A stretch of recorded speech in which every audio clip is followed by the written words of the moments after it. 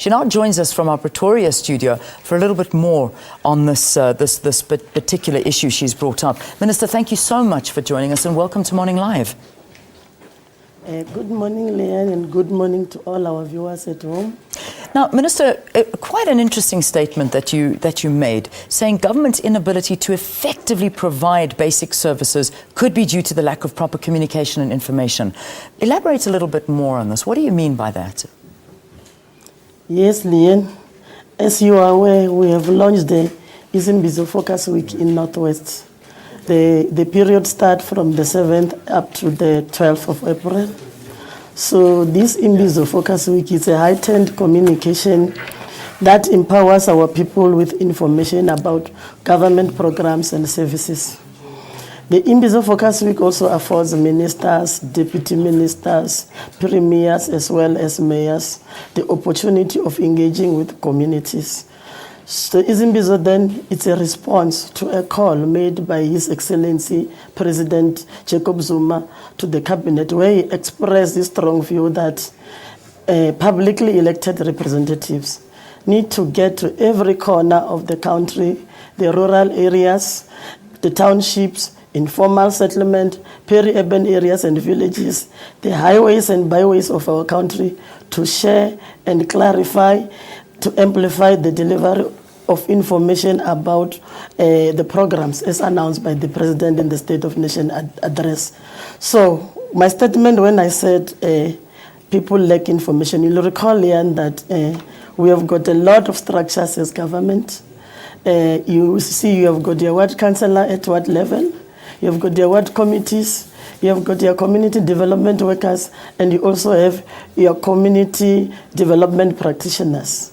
So with this Imbizo Focus Week, we are saying all political principals must move across the country to share information with the people of South Africa. Yeah.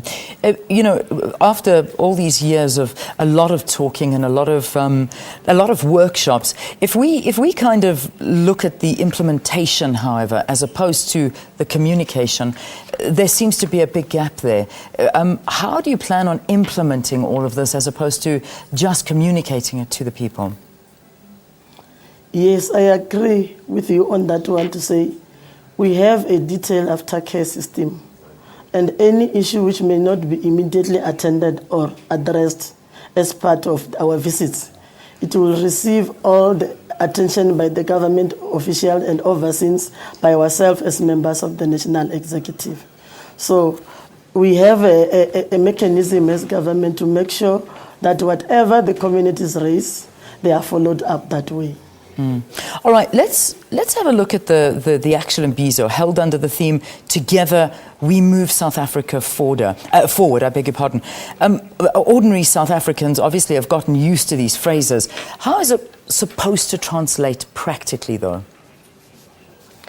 Yes, you remember that our president also announced that this is the year of the Freedom Charter, and will be a nation at work pursuing the growth and development goals as enshrined in the National Development Plan.